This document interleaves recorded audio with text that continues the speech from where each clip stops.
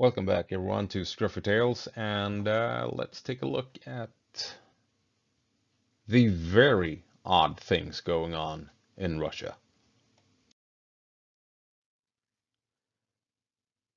So, Prigozhin and Wagner did not go through with what they had planned, and in the end, Putin is victorious and prevails, which just looking at it at face value is very strange that Prigozhin would say the things he said and do the things he did and then just quit. Kind of indicates something else happened as well, doesn't it? And if you ask me, something vital in Prigozhin's plan fell apart, uh,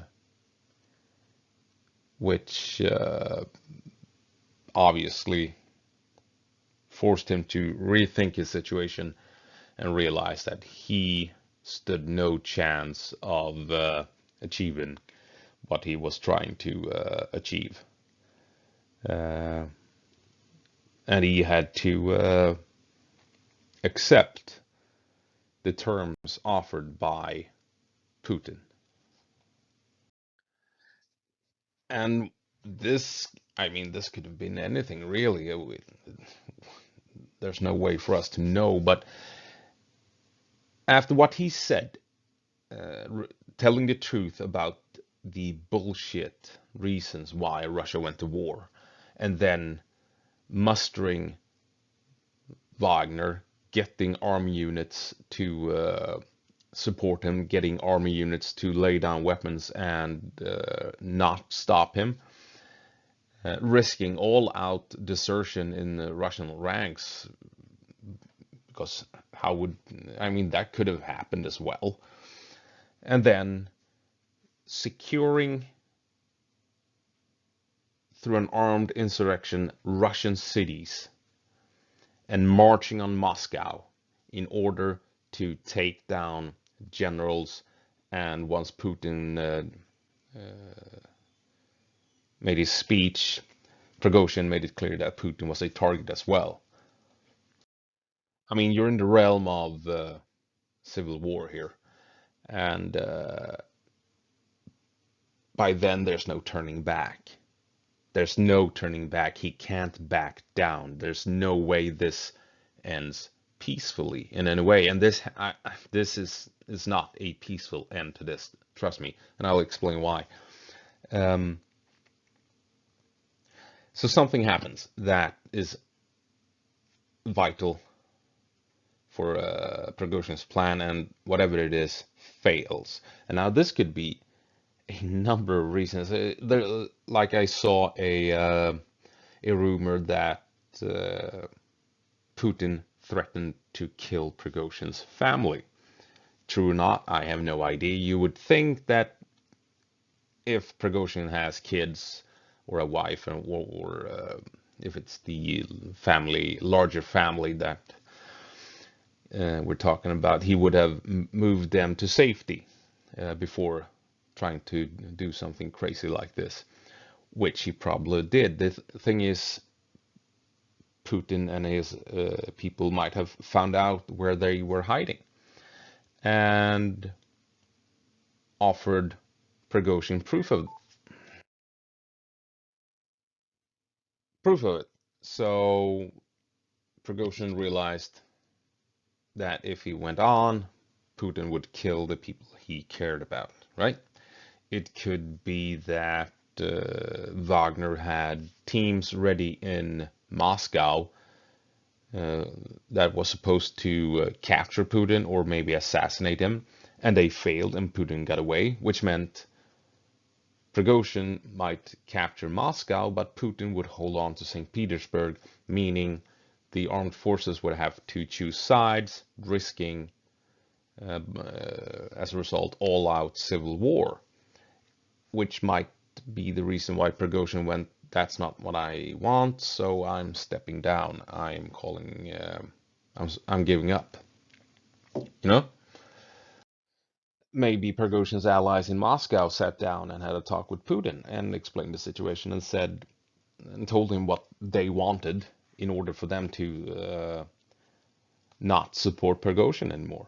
And maybe they came to a compromise, and then Prigozhin was found out that he had no more friends in Moscow. The oligarchs that were supposed to support him and the coup had turned their backs on him and would fight him instead as soon as he reached Moscow. I mean, right? There are so many possibilities here.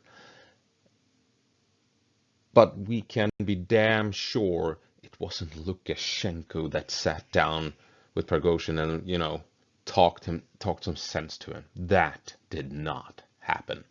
Not something that was crucial for the coup to succeed failed. And it was so crucial that Prigozhin felt he had no choice but to surrender and give up. And in my previous video, I mentioned this grander conspiracy. I still think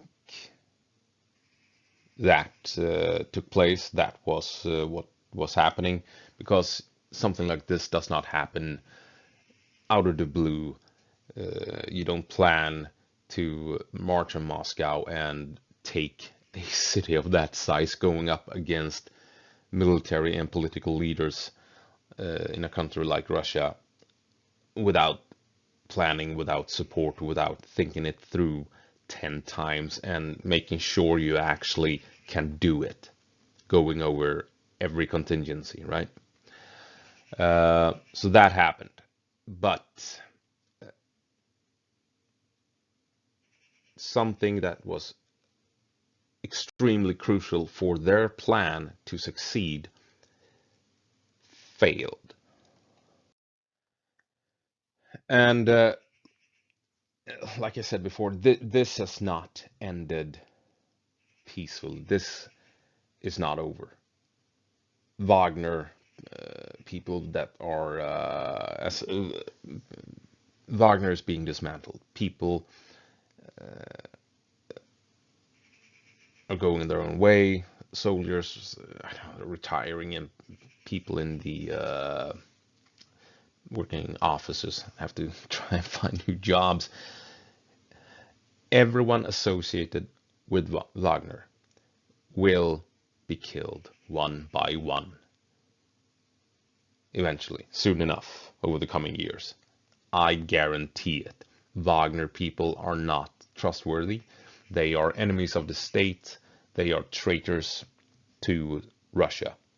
And more importantly, they are a threat to Putin. I mean, there are... what's to stop them from joining the people down in Belgorod, for instance? God damn it. So no, this is not over. This is not a peaceful conclusion to it all. Anyone associated with Wagner will get killed pretty soon. I can almost guarantee it. And Pregozin, what?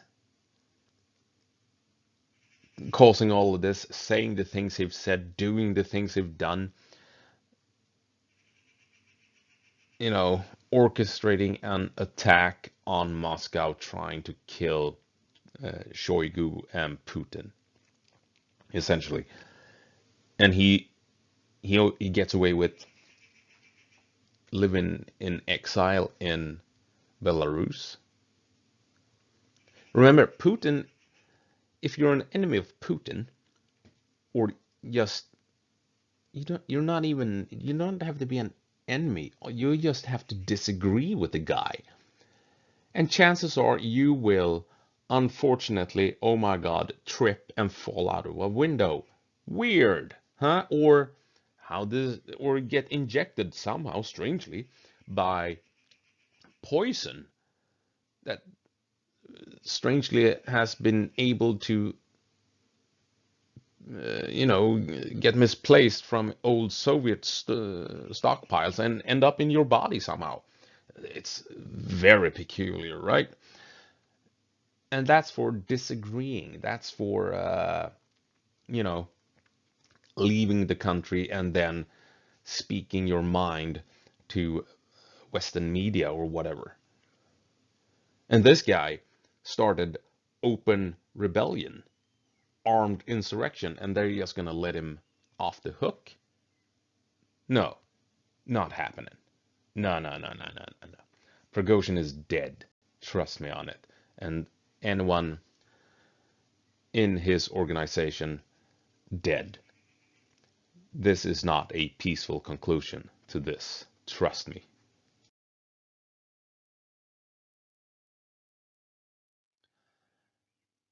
Yeah, I don't know what else to say.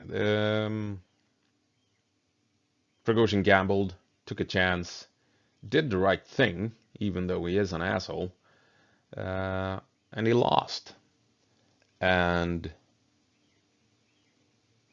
an evil regime is still in power in Moscow, and the war will continue, unfortunately, in Ukraine. And after this, Putin will double down, and if Russia was a police state before, I mean, it's gonna go full Gestapo Stasi now. Uh,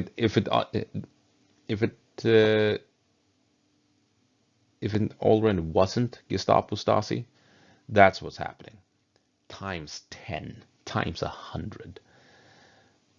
Russia will not be a open, friendly society, to put it mildly. But yeah, see what happens next. All we can hope for now is that Ukraine defeats Russia on the battlefield and kicks them out of the country. See you in the next one.